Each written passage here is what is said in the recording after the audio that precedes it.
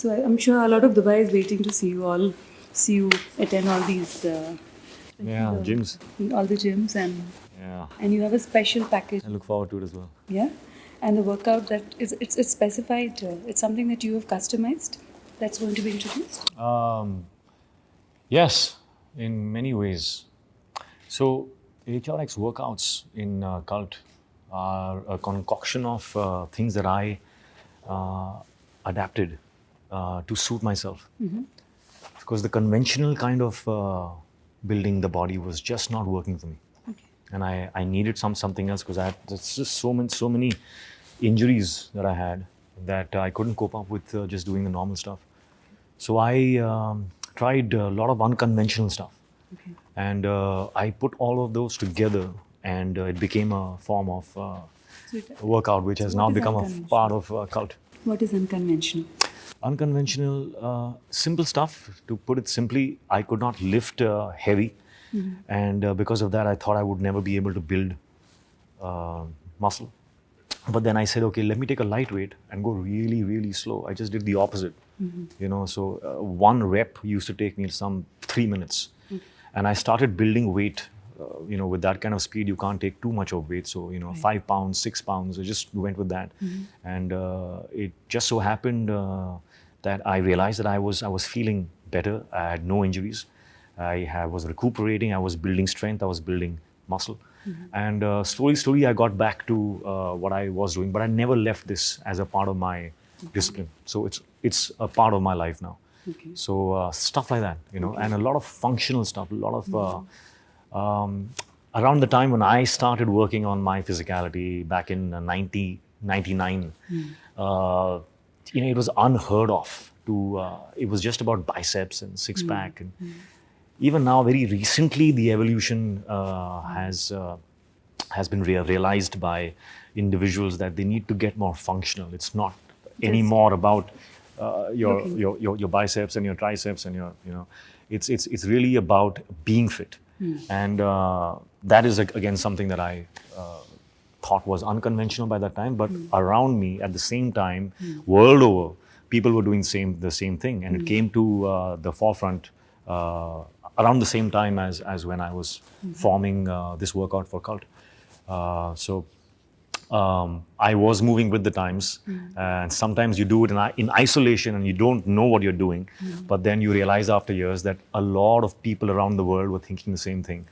And it's just a natural progression for anybody who has been involved in being fit and has been interested in this kind of a lifestyle. So being functional, getting away from the isolated aesthetic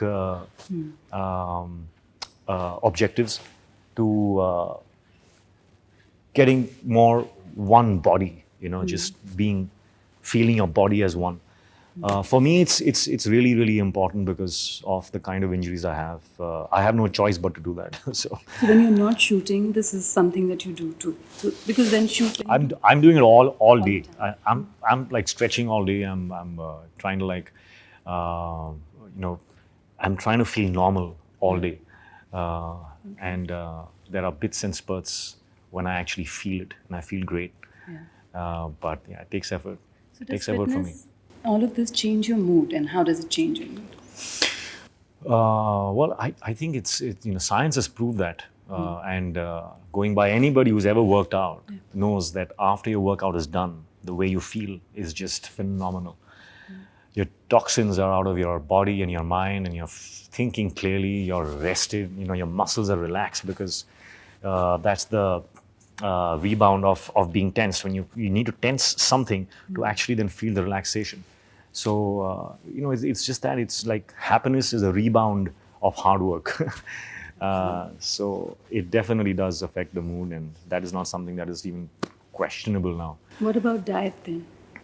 And do you have a cheat day, and what do you indulge in? Diet is I think, of primary importance. There is nothing more important than the diet, not even the exercise.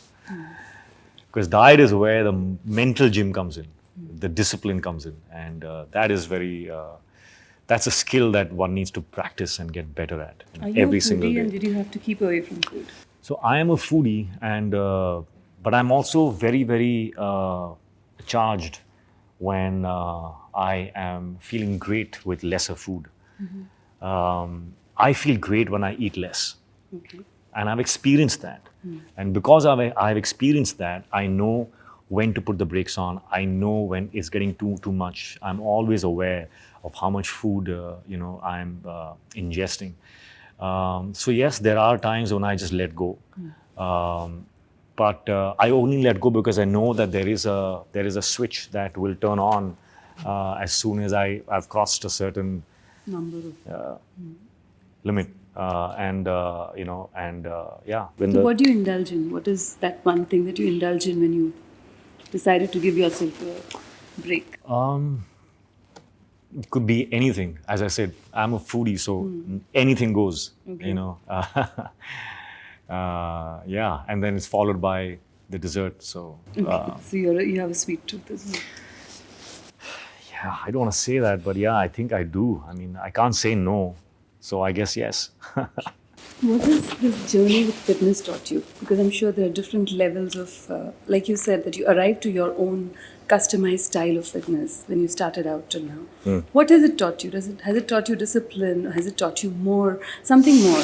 What has it added to your It's life? taught me all the good things, I think. Starting off with, I think it's taught me the power of being consistent. It's taught me the magic of discipline. It's taught me the joy of being able to use your body like you did when you were like a kid. The ability of movement is a blessing, and I think the more you move, the more you can move, the more you use your body to move, the happier you can actually get. I mean, that's my assumption, because I love movement. I truly admire human body movements, and I aspire for that freedom Because constantly. you're a dancer, and you're a very good dancer at that. Too, Thank you. because movement is also. Yes, yes. Yeah, I could do better if I could move more freely, but yeah, I'm Do you still see your trying. dance change from then to now as well? Because of this. Well, I don't know if it's become better or worse. I don't know, because I mean there was such a big gap in the middle. I never danced for like some 5 or 6 years. But then you came up with a bang. Yeah, thank you. Yeah, the love that I got was overwhelming and quite confusing, because I didn't really think much of my steps. I didn't think that I did anything. I was constantly saying to myself that I think I'm doing well in the scenes, so it's okay. I mean, dance is not really important in a film like this, because it's like a Mission Impossible model of a film. So I said, no, that's okay. I mean, I've done some steps. It's okay, and it's not great, but it's okay. I mean, I don't think it's going to be that important. But then the film released, and I was like, what? Really? Okay. Yeah, because Kabil as well as Super 30 did Yeah. not have too much scope Yeah. for dance. The last time I danced was Bang Bang, and that was shot in In Abu Dhabi, 2014. So there was a Yes, long, a long long gap. gap. A long gap. Yeah. Yeah. So Kabil, Super 30, and now we've seen three Hrithik Roshans in three different films. Yeah. How do you maintain that variety? How do I maintain it? Yeah, because they're three different, Ah, completely three I different. know you. No. It's not really about maintaining variety. I think it's about getting the opportunities, the other way around, getting the opportunity to play out something that is inside you. It's real. Because I mean, I keep saying this. I don't know if it's ever understood that I don't think I'm a very good actor, because I can't just act. I have to find myself in the characters. So I've just gotten lucky, I think, really. Well, the films of 2018 and 2019 that you have loved, apart from your films. Do you see a shift in cinema today? And what are the films that you have watched or liked? The films I watched, and I can name a few, because Okay, you have Andhadhun, you have. I loved Andhadhun. I loved it. I think Ayushmann is fantastic. He's such a real actor. I think he really truly defines the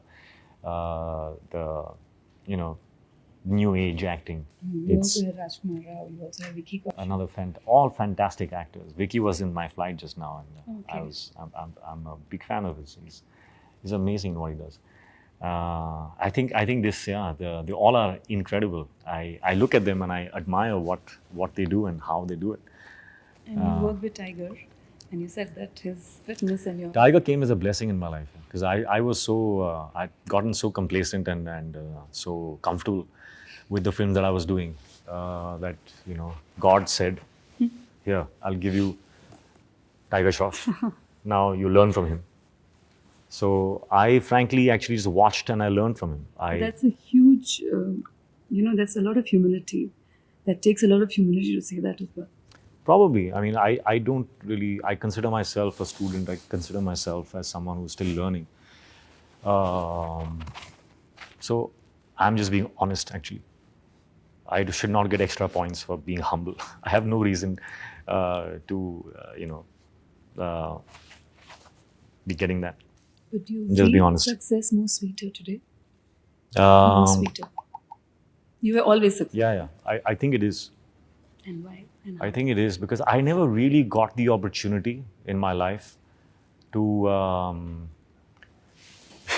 I mean, it sounds strange. I don't know how to say it, but my first film was so successful. Yes. I just became such a big thing that I never really understood the worth of it. I mean, it always kept me very confused. I couldn't reconcile my true self with the star that I had become, and I couldn't understand it because I had not done anything great in my first film, according to me. So I was very, very confused, and I thought, but now I think I'm comfortable with it, which is why it is sweeter. I am comfortable with it. I've realized now that I am an actor and I don't have to be in real what I have played in my movies. Back then, it was a very big pressure. Whenever I went out, I was like, damn, man, I have to look like a certain way, look like the guy that they like on screen. I'm not him. And all those mental gymnastics I used to do. And, now I'm just far more accepting. I'm okay. I'm okay. You're accepting. It's okay that I'm not as good as Kabir or not as whatever as any other character which I've played. So I'm okay to be myself because I've understood, I'm an actor. That's my job. It's okay. What will today's Hrithik Roshan advise his younger self as a debutant? Advice. Extension of the same question that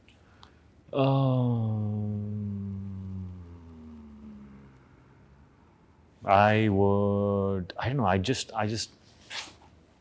what advice would I give him? I just say don't worry. What you're doing is good enough. You don't need to do more. Just keep doing what you're doing, and don't have any fear. Don't try and please people. Just, it's okay to not be good enough in real.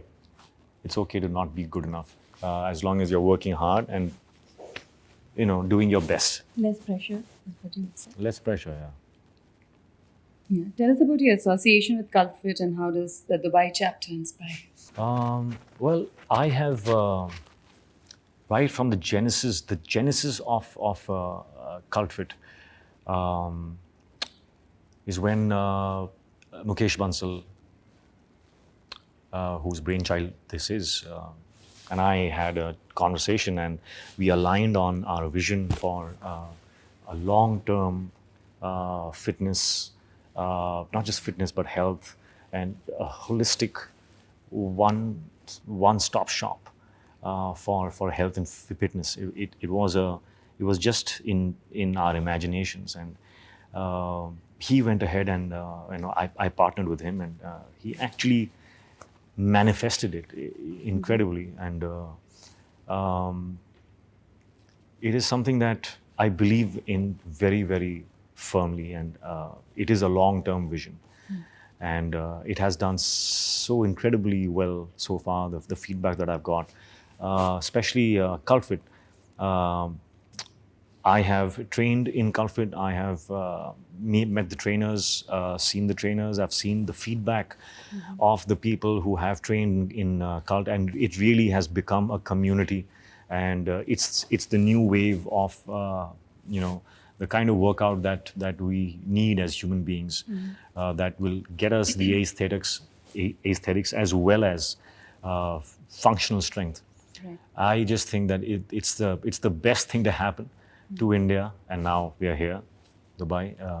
And Dubai is one of my favorite places in the world. So I think Dubai is very lucky to have Cult.Fit, and Cult.Fit has been very lucky to be in Dubai. Yeah, so it's a perfect match. Your Instagram page is hugely inspiring. There's something about turn up that you also mentioned. Turning up is. That's the one thing I've learned. Turn it up is the new slogan from our video, and I think this is the one thing that I think is like, if you just do this one thing, it'll sort out like half your problems. Yeah. Just to turn up. I mean, on the days when I don't want to work out, I say, okay, I'm going to get to the gym. And spend that time. No. And then I'll decide if I don't want to work out, I'll come back. But I'll make up my mind once I reach the gym. So that is your commitment. That's it. That's all you have to do. And trust me, you will have the best workout on the day that you think that that you don't want to work out. And you'll get there, because once you're in the gym, you'll say, "Chal, I'll do one set," and then your mind changes, and you end up having the best workout ever. And that's happened in my life multiple times. So it's like the video says, if you want to turn it up, you turn up. That's the one thing that you have to do. Just show up. What it. were those moments which were like you didn't really want to go to the gym and you just pushed yourself and went there? Do you remember any of? There are millions of such occasions, millions of them. And time and again, because I have experience, I know that, okay, I don't feel like going to the gym. I'm not going to sit here and try and change my mind and work my self through my thoughts, because that's impossible. I will not change my mind. I will not work out, but I will go to the gym and come back. So I will go to my gym and stand outside it, maybe take a step inside. And then suddenly your mind changes. And you say, come on, let's just do something. I'll do 10 minutes. And it's a victory also somewhere. Yeah, of course. It's a victory because you have learnt now how to do an intervention in your thought process, because your mind plays games with you, and you need something to intervene and just cut that thought. You can't sit down on the sofa and work yourself through those thoughts. It's impossible. Yeah, true. Because your mind will trap you. The mind will trap, because the mind wants to do what it wants to do. Your brain is there in your head just to keep you alive and keep you comfortable. If you want to achieve something, you have to break it. You have to go against it. It's like the bungee jump. The brain doesn't want to do it, but if you really want excitement in your life, you got to take the leap. Yeah. Wow. That's so inspiring, actually. Okay. All your videos on Instagram are inspirational. How do you aim to motivate people to be healthier versions of themselves? How do you motivate?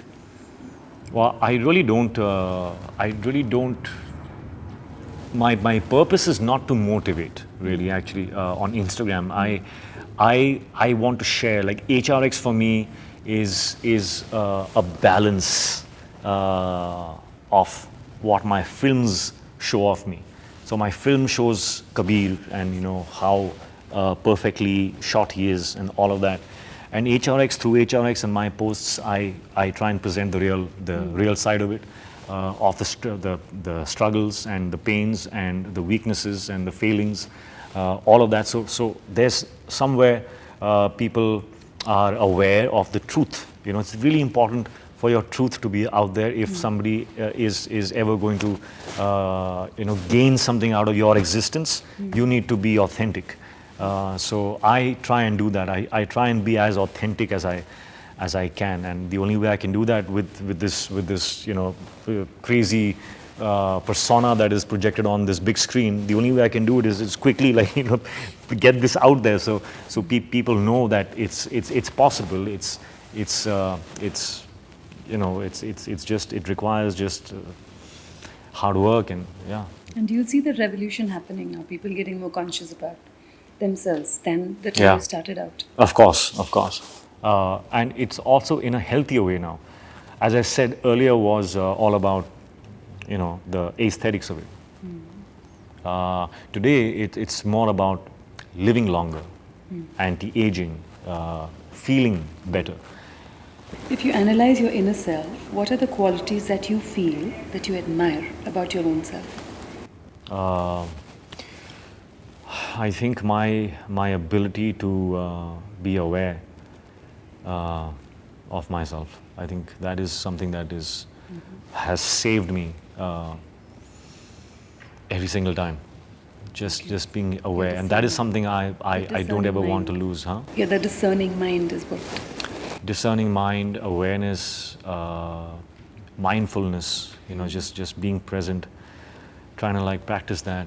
That's helped me a lot. Also in my work, it's helped me a lot. Playing my characters. Talking to yourself, does that entail that as well? Talking to your inner Talking to yourself, not literally, but there are, I think, my inner dialogue is full of affirmations that I think sometimes I repeat to myself. Yeah. Okay. I think we all do. Yeah. Yeah. But awareness is really important, because your mind can just start asking all the wrong questions. Yeah. Like, why is this happening to me? And damn it, man, I can't do this. I'm not good enough. All those. The right question to ask at those times is, what can I do right now to help me be able to do this? Or what can I do right now to make myself feel better? What can I do? And then your mind looks for the answers. Yeah. You ask a question, it'll answer that question. So you have to be very aware of what questions your mind is asking. Yeah. Okay. What are your son's favorite films from your recent 3 films, and what have they liked about? Okay, I haven't asked them to choose, but I do know that they loved Kabul. They liked Bang Bang a lot. They loved Kabul. They loved Super 30, and they loved War as well. So I really don't know which one they would pick. I really don't know. I was quite surprised with the way they reacted to Super 30, actually. That was, I didn't expect them to like the film so much. But they really loved the film. Yeah. And are they also into fitness? You would want to. They better be. I mean, that's the one thing that I will not spare. I won't spare them if they are not their fittest best. I hope I'm not too hard on them, but I think there are certain aspects where you have to be a little strict. So that's the only thing I'm strict about. Nothing else. Lovely speaking to you, Hrithik. Thank you.